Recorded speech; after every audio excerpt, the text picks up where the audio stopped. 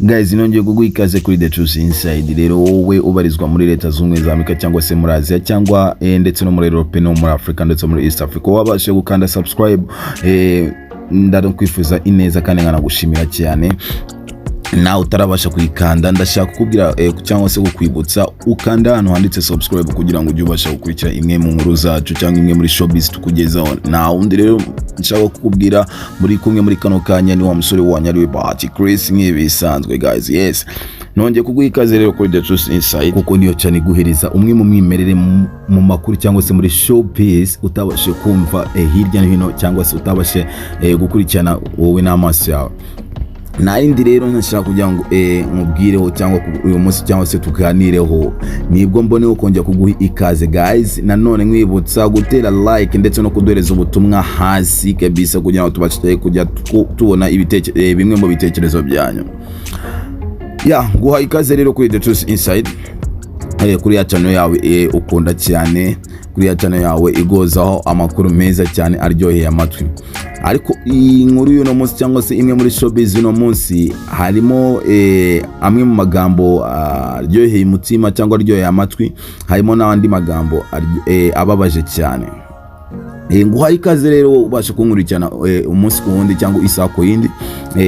Reka twinjire no mu kiganiro cyacu cyangwa se muri showbiz yacu. Uyu mugabo bita Ngabo Medal mu minsi ishize haciyeho iminsi nyinshi cyane avugwa amagambo menshi cyane, ubona ku rukuta rwe rwa YouTube ndetse na Instagram yapostingaga imwe mu mafoto ziwe akandikaho ngo blessing, ubundi akahita ashyiraho caption. Yashyiragaho caption y'amagambo yanditseho blessing sorry, ubundi yamara kubikora gutyo, ubundi hasi muri comment ku ifoto hasi ugasanga abantu benshi batari bakeya bakomejeho bashyiraho andi magambo menshi cyane bavuga ati Ngabo Medal turagukunda cyane but wadufasha kabisa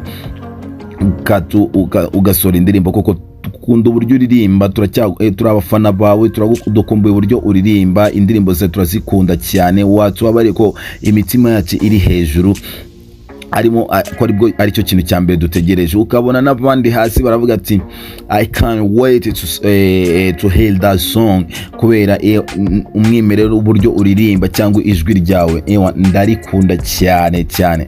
Unakandikaho ngo ese ubu ngubu koko tuzongera kumva indirimbo zawe ryari, wacu babare kabisa ko usanga abantu benshi bahora barimo kumusaba imbabazi. Ese wa droppinze Samsung ukayishyira outside, ukayishyira hanze kabisa tukabasha kumva imwe mu jwi rya, dore ko wakoze agahigo, waciye ibintu byinshi cyane, wabaye umuntu wakunzwe na benshi guys. Uyu mugabo Ngabo Medal ibyo nicyo kintu cyambere akomeje kugenda ashyira hanze, uko bwije uko bukeye agenda ashyira ifoto hanze, ahita ashyiraho caption. Dore ko no mu munsi ejo hashize yaje gushyiraho indi foto yanditseho n'amagambo ayiherekeje, yanditseho amagambo menshi avuga ati I heard the sound, ngo yumvishe ijwi. Ukuvuga ngo kumva ijwi nuko nawe wabona umuntu wakiriye agakiza, aho ashobora kuba yaba aryamya kumva ijwi rimuhamagara cyangwa se rimubwira ati ngo byuka ukore cyangwa se byuka naragutumye cyangwa nagutoranyije mu bandi. Uyu mugabo rero yakira agakiza, dore ko yaririmbaga indirimbo zisaza kwinjira mu ndirimbo za gospel, indirimbo zihimbaza Imana no kuramya Imana. Abantu benshi batavuga ati ibyo ukoze kabisa ni byiza, ariko nanone tuzagukumbura uburyo turimbiraga indirimbo z'urukundo, indirimbo zihumuriza abantu, indirimbo zibagarura mu rukundo. Ugasanga couples nazo zirimo urukundo rwabo rurimo kugenda rukomeza bitewe n'indirimbo zawe. Dore uyu mugabo Ngabo Medal rero wakunzwe cyane n'abantu benshi batari bakeya hirya no hino, yaba mu Rwanda cyangwa se muri East Africa ndetse no muri Africa hose no muri Leta Zunze za Amerika. Dore ndakubwiza ukuri ko yashyiragaho indirimbo hanze ikahita irebwa n'abantu benshi cyane, dore ko ari nayo muhanzi wa mbere mu Rwanda kabisa ukurikirwa n'abantu benshi ku rubuga rwa YouTube, aho afite aba subscribers miliyoni y'abantu guys. miliyoni y'abantu nta wundi muhanzi wo mu Rwanda we waca agahigo nk'ako ngako, dore ko anafite n'indirimbo yiwe kabisa ifite views miliyoni 70 ku rubuga rwa YouTube. Guys, hari umuntu ukora utuntu nawe ukatubona yuko arabikwiriye kabisa, arabikwiriye. Uyu ngabo Meddy rero ubwo mu minsi yashize nanone mu bihe byashize hajye havugwa amagambo atari meza hagati ya kapo yiwe mbigarutseho gatoya y'urukundo rwe na Meddy we na Mimi.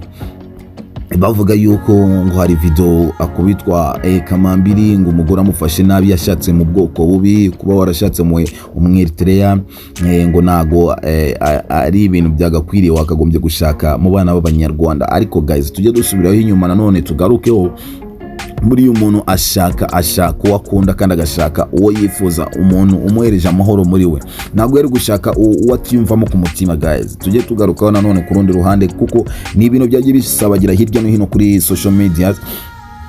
Usanga abantu benshi bavuga amagambo atari meza, amagambo adasobanutse, amagambo adahesha Imana icyubahiro.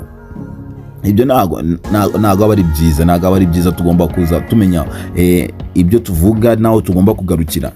Buriya rero iyi kapo ni kapo buriya navuga ishyira hamwe kandi ikuzuzanya, dore ko muri kapo zagiye zivugwa cyane ko harimo akaduruvayo cyangwa se bitameze neza. Iyi kapo ya Meddy guys, tuvugisha ukuri, nago bigeze bayivugaho ibintu nk'ibyo ngibyo. Bo biberaga mu munyenga w'urukundo, dore ko na nubu ariko bikimeze. Ibyo ni ibintu rero abantu batagomba gutindaho. Reka dukomeze rero imwe muri showbiz yacu rero guys, ako ngako karakanyuzeho. Niyo mpamvu nimubwiye ati uyu ngabo Meddy ibyiwe kabisa bigendera ku murongo kabisa, ubona yuko ari umusore ufite intego yiwe, ibye akabipanga ku murongo neza.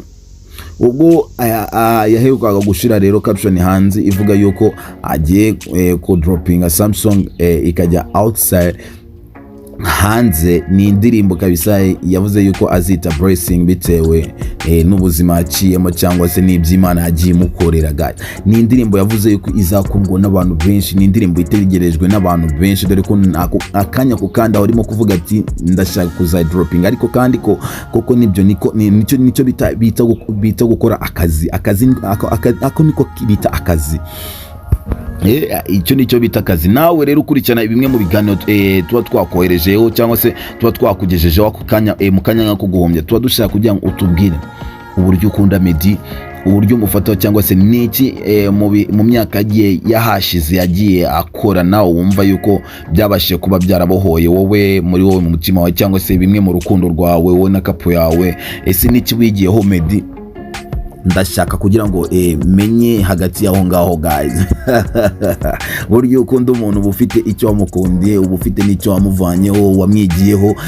Icyo nicyo kintu cya mbere. Rero nashaka kukubwira yuko ahangari kuri The Truth Inside, nkuko mbikubwira rero, ayo magambo agenda acicikana hirya no hino ku mbuga nkoranyambaga, mureke kuyakurikirana, mureke kugenda muyumva cyangwa muyahereza agaciro, ahubwo mwebwe mujye mukurikira murebe ibirimo biravugwa nimba kuko aba ari ukuri. Niyo mpamvu nakubwira ati ahangani kuri The Truth Inside, tukubwira ati ujye ukora subscribe ndetse unaduhereze like na comment, udusigire ubutumwa hasi, ndetse ushatse kugira icyo ushaka kugira ngo tukwamamarize cyangwa se tugushirire hanze, washiraho namba yawe hasi muri comment, ubundi ukatubwira icyo ushaka kugira ngo tugukorere kikahita kijyanze mu buryo bworoshye. Najya nkubwira rero ni bye bye, ciao ciao, wari kumwe na Bahati kuri The Truth Inside.